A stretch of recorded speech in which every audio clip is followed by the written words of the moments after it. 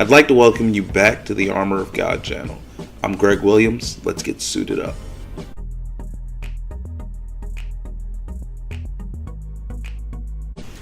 I have a confession. I'm one of those Christians that believes in the gift of tongues. Mahanda rabosoko, mahanda akasata, reke yamanda raboko sokota.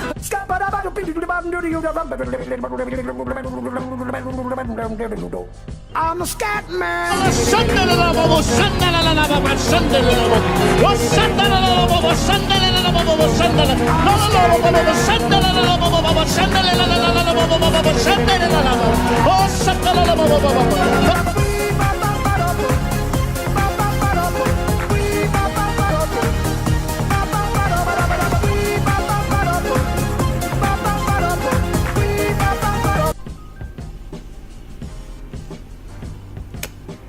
That right there wasn't tongues.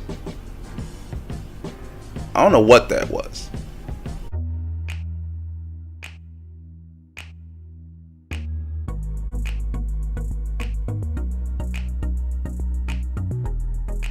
According to Acts and 1 Corinthians, the gift of tongues is the ability to speak and be understood by all who hear it. It also seems that you can understand anyone who speaks to you. We see this in Acts chapters 10 and 11. However, the clearest example is the day of Pentecost in chapter 2. But we do see it with Cornelius in chapter 10 when he's filled with the Spirit and is able to speak to Peter without an interpreter.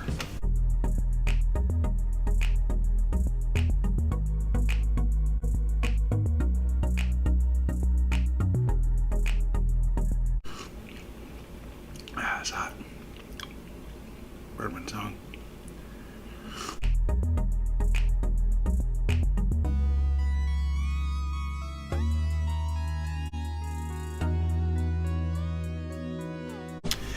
In 1 Corinthians 12, we get the breakdown of gifts. The gift of tongues is explained as if somebody is speaking a known language like French or Spanish, and there is a translator.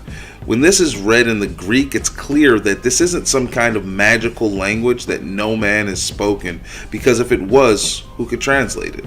Chapter 13 is the chapter on love, and that's its main point, but it does start with angelic tongues. I'm of the belief that an angelic tongue is best represented in chapter 2 of Acts. That is the day of Pentecost type of tongues where no matter what you say to anyone in any language, you are perfectly understood. But chapter 14 is the chapter that drives it home.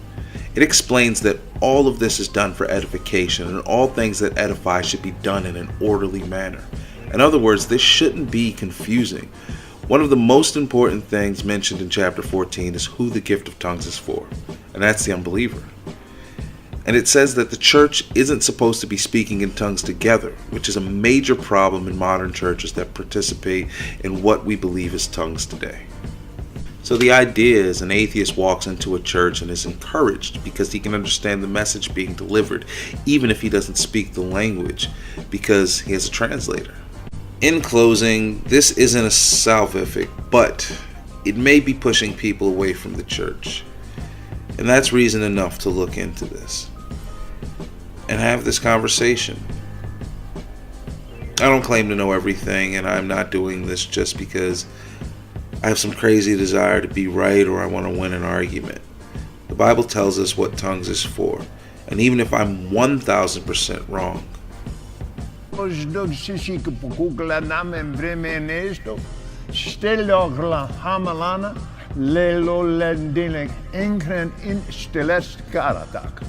Rema otoloboste, rebababa sete remadorobo. Come on, you got it. Rebebe sodorobo. Rearranging and making new the very essence of you. Walk. this isn't tongues. All praise and faith to His amazing grace. Please continue to pray for me as I pray for you, and as always, continue to wear the armor of God.